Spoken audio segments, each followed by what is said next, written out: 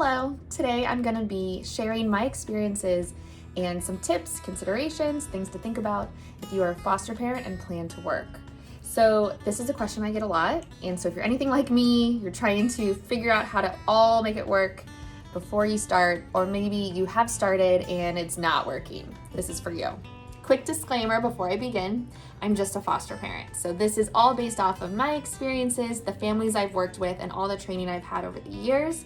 Of course, every county and social worker, every department and state is gonna do things a little different. So always ask your case manager, your licensing manager, your agency to get very specific policy information of what is allowed and not allowed. So a question I get a lot, can I work and be a foster parent? In the US, yes, you can. In some other countries, they do require a parent to stay home to be a foster parent, but not in the US. First, consider the different types of placements you can take in. So that would be respite care, and that is what I recommend most for people with the busiest work schedules and the least flexibility. Respite, you know the start and the end. You can set up a schedule, so maybe you provide respite to the same sibling set every month, and you know exactly when they're coming and when they're going. That is the best way to support foster kids as a foster parent if you're working full-time with not a lot of flexibility. Next is going to be emergency and short-term care. We've seen this a lot with Foster the Teens. She posts a ton of information about being an emergency provider. It allows her to work and travel, so she only says yes when she knows that she'll have a couple days available to support the child. That's not something that every agency and county will allow for. Each program is different. So I don't want to tell you that that's going to exist where you are. Definitely ask. The kind of next step in terms of commitment is going to be longer term. So you can do emergency care. This is what I do. You can get emergency calls, take a kid in immediately, but then you don't know how long they'll stay. They could stay a couple days, weeks, or even over a year. So here's what you can expect in terms of a monthly basis. So typically you have someone that's coming into your home every month. It's a social worker, case manager, a CASA, different types of people. So this is your standard appointments. Many of these people work typical hours, 8 to 5, 8 to 6. They usually don't work weekends. So that is gonna be time that you have to be home and have these appointments. Sure, they can do later in the day, but it's not gonna be after 7. You also are gonna have services. So that could be therapy, psychiatric appointments, different types of developmental needs. And so oftentimes that's an appointment you need to go to, or it's hosted at the home. And so that can range. It can be anywhere from once a week, a couple times a week. And again, most of these providers are working regular work hours. In addition to that, you're going to have visits oftentimes. And so that's visits with the bio parents. That can be once a week, a couple times a week. Now that one, I add a little caveat because you can sometimes get transportation support. I'll talk about all the supports a little bit later, but that gives you a broad overview. When you're getting a call for the placement, you can ask about these things. You know, if it's a child already in the system in another home, what services are already in place? What's the schedule? Perhaps you're going to take in a child that is school age and can do more services at school that don't require you to travel them around. Perhaps you're going to take in a child, maybe their parents are incarcerated and there aren't visits. So you're gonna have to be a little bit pickier about the types of cases you take in when you have your work needs. One thing that I always suggest you asking for school-age kids is, where is their home school? Can they find out? Especially for bigger cities or wider rural areas, that's a hard word to say. It could be a long commute to school, and kids have a right to stay at their home school. Even if a social worker says, I don't know, I'm sure it'll be fine to change schools, we wanna press a little bit more to keep them at their home school if it's what's safe for them.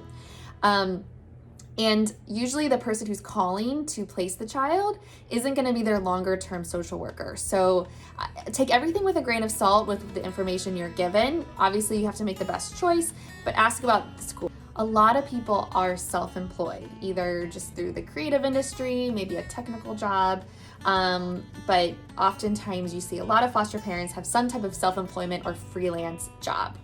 Then you can sort of expand your days working. You can pick up hours on the weekend or the evenings. You could take a day off or a half day here and there. You have a little bit more control over your schedule. Many teachers, daycare providers, school staff, they are also foster parents.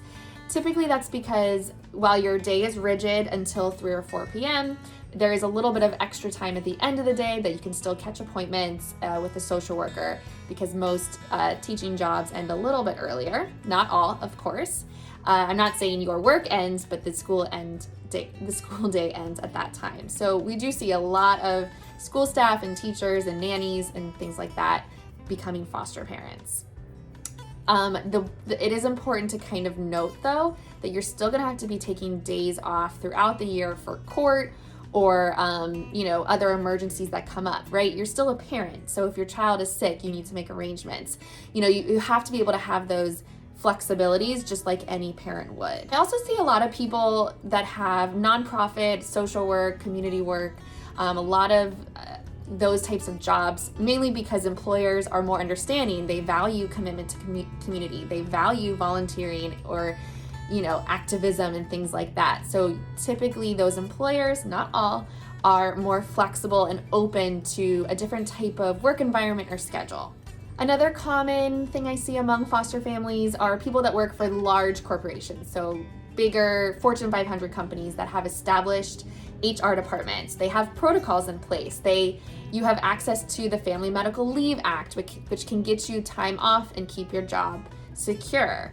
And yes, foster parents do qualify. You can split the time up, but with these larger HR departments, it's a lot easier to process and have these conversations without the judgment. This is just paperwork. They deal with it all the time. Also see many foster parents who are stay-at-home parents. So maybe you have a permanent child at the home already and you are a stay-at-home parent, so you can also foster.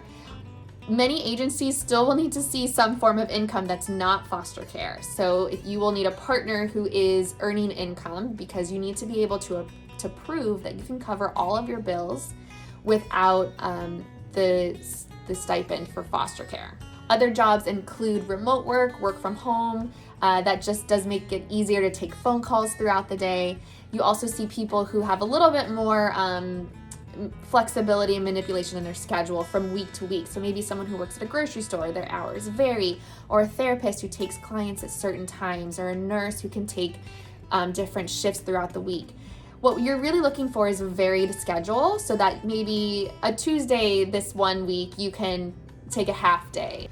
First, before you say anything, I would take some time and look around and see, what are other parents getting? Are they getting time off? Are they able to be flexible? If a kid is sick, do they get to leave work early? Are they able to take phone calls with a pediatrician during the day? What flexibility is already in place for families? Because those you're going to want to bring up when you're asking for flexibility. You are still a parent. And I personally believe that employers should value you as a parent. And so you're going to be needing the same thing other parents need. You need to leave early some days. Someday your child might be sick for 3 days and you're working from home. Those types of things are still going to happen. So I like to look around and see what other people get, because then I can bring that to the table when I am asking and discussing foster care with my employer. The things that are going to be a little different for you, you will need to discuss with your employer. And I recommend being honest and approaching it with an open mind and creative problem solving. So as a foster parent, when a child moves in, oftentimes you do need a day or two off work. It's hard to get around that. Here are some things I do. So when I get a call, a placement call, I will text my daycare provider. And I've already found this ahead of time. I found an in-home daycare provider that even if I'm paying out of pocket for a couple weeks, I have personally decided I'm okay with that. And I will text her to see if she has room for a young child. Now, older kids are going to go straight to school. There might be a day where there's the transfer and figuring all that out, but they do need to be enrolled into school quickly. So that childcare is taken care of. But you also have court hearings within the first few days, usually. You also have medical appointments that are very critical within the first few days. They're assessing for abuse, neglect. These are really important, and they can be long appointments. In regards to childcare specifically, Not every county provides free childcare, so you need to kind of factor this into your budgeting and equation. Not every county provides immediate childcare. Sometimes you need a referral. I will also note if you are part-time or you have a stay-at-home parent, oftentimes you do not qualify for the free childcare. So keep all those things in mind. Some families I've worked with, they haven't been able to find childcare for months. So if you're doing a young child, if that's your plan, like fostering a 0 to 5, depending on some things, you need to figure out childcare, call around. What are the facilities near you? Who has availability? What does availability normally look like? Remember, they need to be licensed. Everyone needs to have the proper credentials to take care of a foster child. It's also important to talk to your employees and your colleagues and all of that when you become a foster parent. Mainly for 2 reasons. You need support and you need to kind of educate so you're not getting inappropriate questions or comments. One thing I like to do is when I have a smaller group or a team, maybe during a lunchtime you can do a Q&A where everyone drops an anonymous question in a bucket and you answer questions about foster care. People just need to be educated. They're always very curious about how it works, and this is your chance to explain what you will be doing and your expectations of them, how you will need help and how you would love help, and things you don't want, questions you don't want to answer. Many agencies and counties do offer services to make it easier to work. So here are some examples. You can ask for transportation to visits. So check your contract with the agency because sometimes they throw it in there that you will be transporting. So you may have signed that and didn't realize. So make sure you review all of your your foster parent agreements with your agency or the county and see what you actually signed up to do. Did you sign up to monitor visits? Did you sign up to transport? If you didn't, then you can ask for a county monitor, so someone who will do the visits with their parents, so you don't have to physically be there. You can also ask for transportation to visits. You can ask for transportation to court often. Again, it's different everywhere. Like said earlier, some counties do offer free childcare, so you can ask for that. And there's sometimes a waiting, or sometimes it takes a few weeks for that to kick in, but you definitely ask to see if there's a program. And lastly, you can kind of see if you can make things more efficient. Some social workers are fine to visit the kids at school, like at preschool, and they can do their monthly visit there. Sometimes a speech therapist can go to the daycare and do their work there, so you don't need that additional appointment.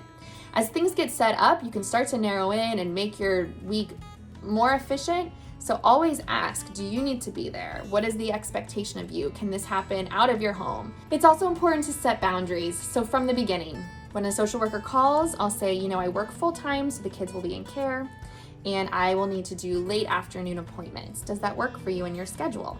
And that won't work for every social worker. Different agencies have different case managers that take on different schedules. I always like to be very upfront. It's also important to be upfront with the parent. So when you get your introduction, you do your icebreaker session, whatever happens at the beginning, you can say, so I work these hours, and so I won't be able to text or call during that time. Of course, I will call you if there's a super emergency, but it's okay to set those boundaries and just be clear, because then it just leads to less frustration down the road. Feel free to reach out if you have any questions. Of course, I am here to help the best I can.